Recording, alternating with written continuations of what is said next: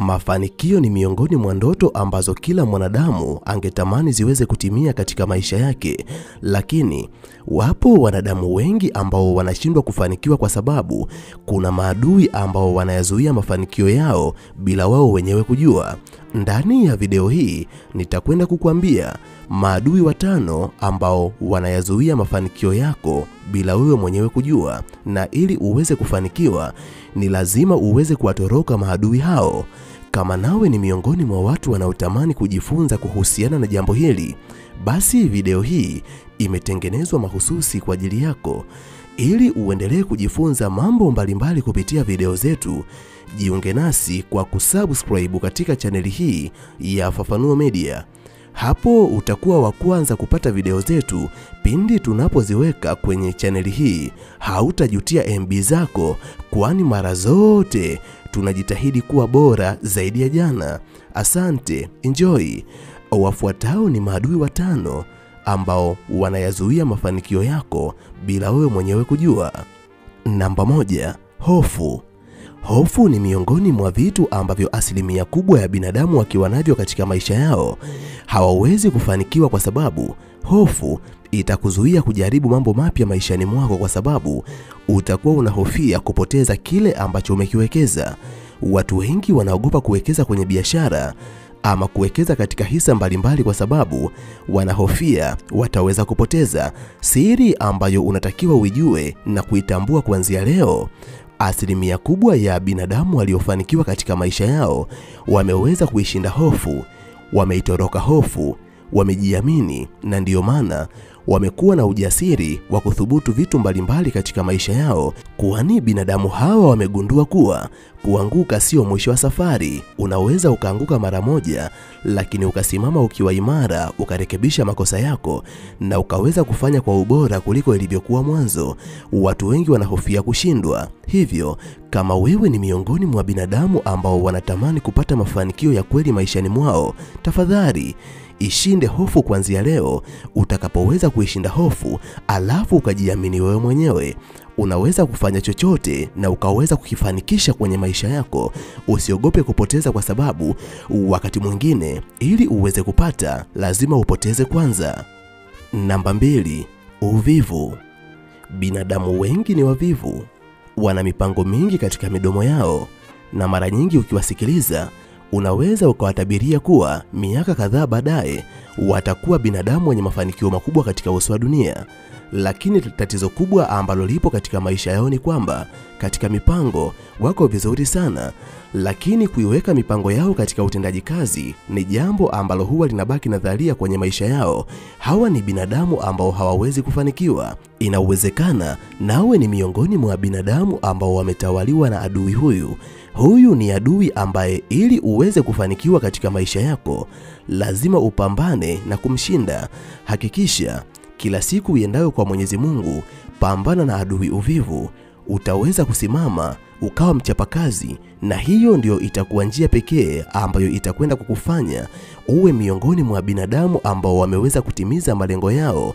Usiwe mtu ambaye unaishia kupanga mipango alafu kuanzia asubuhi mpaka jioni unakaa kijiweni. Hakuna chochote ambacho kitabadilika kwenye maisha yako. Jaribu kupambana na adui huyu kwa sababu ya future yako njema. Namba 3, kushindwa kufanya maamuzi sahihi katika wakati sahihi. Miongoni mwa mambo ambayo asilimia kubwa ya binadamu waliofanikiwa katika hii dunia walifanikiwa kuyafanya na yakaleta matokeo chanya maishani mwao ni katika upande wa maamuzi. Jambo ambalo unatakiwa kulijua na kuliweka akilini: hakuna mwanadamu anayeweza kuja kufanya maamuzi ya maisha yako isipokuwa ni wewe. Watu wengi huwa wanakuwa na wasiwasi, yani wanasita katika kufanya maamuzi ambayo pengine yangeweza kubadili mwenendo wa maisha yao. Jambo ambalo unatakiwa kulijua na kuliweka akilini: maamuzi ni hatua muhimu katika kutimiza malengo yako. Usipofanya maamuzi katika wakati unaotakiwa, hautaweza kufanikiwa.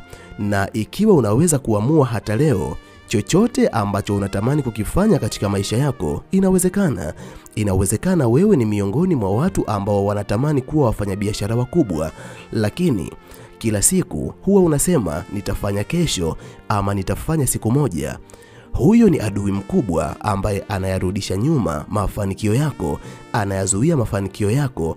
Amua leo, chochote ambacho unatamani kukifanya, wakati sahihi ni leo, kwani kesho yako huwezi kuijua. Namba 4, kuambatana na binadamu wasiokuwa sahihi kwenye maisha yako.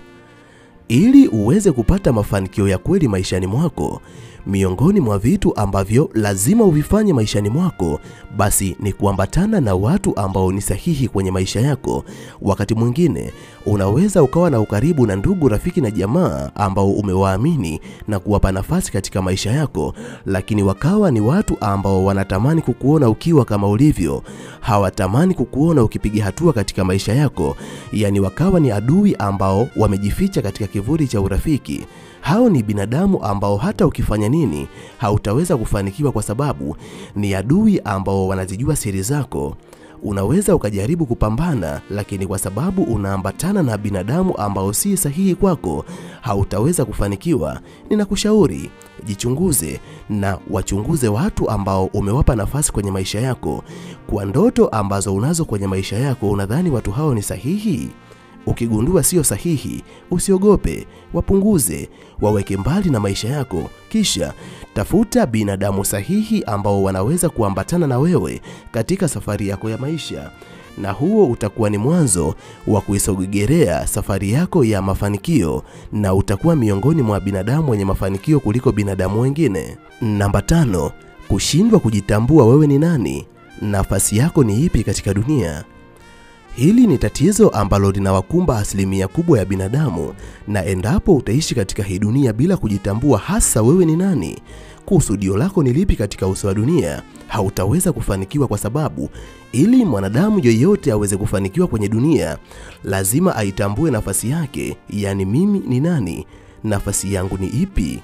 Watu wengi wanaishi maisha yasiyokuwa yao, na lengo kubwa ni kujaribu kuwaridhisha binadamu wengine. Na je, utajuaje ikiwa maisha ambayo unaishi si yako? Kwanza kabisa, jambo ambalo unalifanya halitokupa amani wala furaha ya moyo.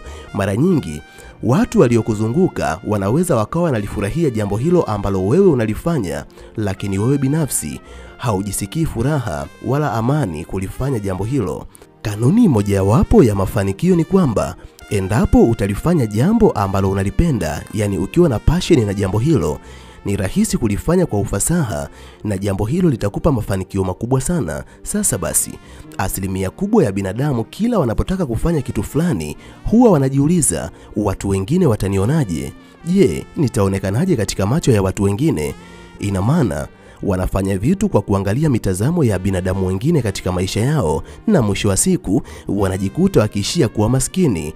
Kama nawe ni miongoni mwa binadamu wa kundi hili, ujue huyu ni adui ambaye anayazuia mafanikio yako.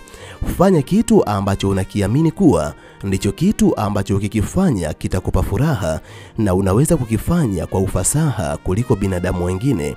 Utakuwa miongoni mwa binadamu wenye mafanikio kuliko binadamu wengine. Mimi kwa leo naomba niishie hapa.